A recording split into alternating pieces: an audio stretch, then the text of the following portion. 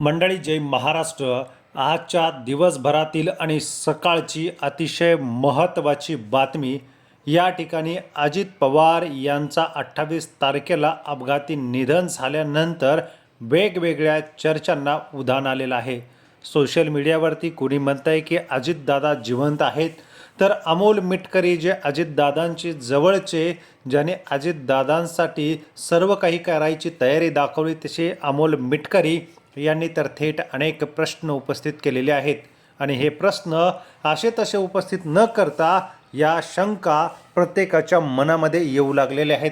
मंडळी इतकंच काय, तर थेट एकनाथ शिंदे यांच्या वरिष्ठ नेत्याने सुद्धा या गोष्टींना दुजोरा दिलेला आहे. नक्की घडलंय काय आणि कोणत्या नेत्याचं नाव अजितदादांना संपवण्यामध्ये पुढे येतंय, जाणून घेऊया. व्हिडिओ शेवटपर्यंत बघा. आपल्या मनामध्ये जर अशी शंका असेल, कमेंट करा आपल्याला काय वाटतं या गोष्टीबद्दल.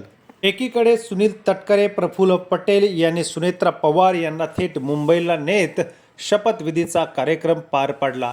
या गोष्टीपासूनच खऱ्या या अर्थाला सुरुवात झालेली आहे. मंडळी राजकारणामध्ये संजय शिरसाट यांनी सुद्धा या गोष्टीवरती नाराजी व्यक्त केलेली आहे. इतकंच नव्हे तर संपूर्ण महाराष्ट्रातील लोकांनी प्रफुल्ल पटेल आणि सुनील तटकरे यांना चांगलंच घेरलेलं आहे. या ठिकाणी अजित पवार यांना संपवण्याच्या मागे या नेत्याचा हात असल्याचा आरोपसुद्धा भारतीय जनता पक्ष आणि युतीचे, याचबरोबर ती एकनाथ शिंदे यांचे जवळचे ज्येष्ठ नेते रामदास कदम यांनी केलेला आहे. रामदास कदम यांच्या म्हणण्यानुसार राष्ट्रवादीच्याच बड्या नेत्यांनी म्हणजेच सुनील तटकरे यांनीच अजितदादांना संपवलं. ये माझ्या मुलाला संपवण्याच्या मागे लागले होते, तर यांच्यावरचा भरोसा काय, अशा प्रकारे बोलून जे विरोधकांनी या ठिकाणी सध्या जो काही गोष्ट सुरू आहे त्याला दुजोरा देण्याचं काम या ठिकाणी रामदास कदम यांनी सांगितलेलं आहे.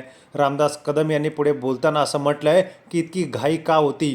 हिंदू धर्मामध्ये 10 दिवसाचा दुखवटा असताना या ठिकाणी आता जी गोष्ट घडलेली आहे ती गलिच्छ राजकारण आहे. सुनील तटकरे यांनी शरद पवार यांच्या हातात पक्ष जाईल या भीतीने संपूर्ण ही जी चलाखी खेळलेली आहे. राष्ट्रवादी या बाबतीमध्ये आता जे काही निर्णय घेत आहेत ते तटकरे घेत आहेत. याचा अर्थ अजितदादा गेल्यानंतर मीच राष्ट्रवादीचा बॉस असल्याची घटना समोर येऊ लागलेली आहे. आणि यावरूनच माझ्या मुलाला पाडण्यासाठी सर्वतोपरी प्रयत्न करणारे, खालच्या स्तराला जाणारे सुनील तटकरे यांनीच दादाला संपवलं असणार, असाही सवाल त्यांनी केलेला आहे. मंडळी अशा गोष्टींना चर्चा ज्या आलेल्या आहेत यावरून पुन्हा एकदा स्पष्ट होते की राजकारणामध्ये कोण कुठल्या स्तराला जाईल हे सांगता येत नाही. रामदास कदम हे महायुतीमधलेच नेते आहेत. कोकणामध्ये त्यांनी बोलताना थेट हा आरोप केलेला आहे. सुनील तटकरे यांना या पक्षाचा प्रमुख नेता म्हणून व्हायचं आहे. त्यांनी शरद पवाराला टाळण्यासाठी ही खेळी खेळलेली आहे. आणि अजित पवार विलनीकरणावर चर्चा सुरू असताना आता यांनी मात्र नकार देणं या काही गोष्टीमध्ये तथ्य आढळून येत नाही. शरद पवारांनी राष्ट्रवादी उभी केलेली आहे, त्याच्या पुढे जाऊन तटकरेंना ती हातात घ्यायची आहे का, असा सवालसुद्धा रामदास कदम यांनी केलेला आहे.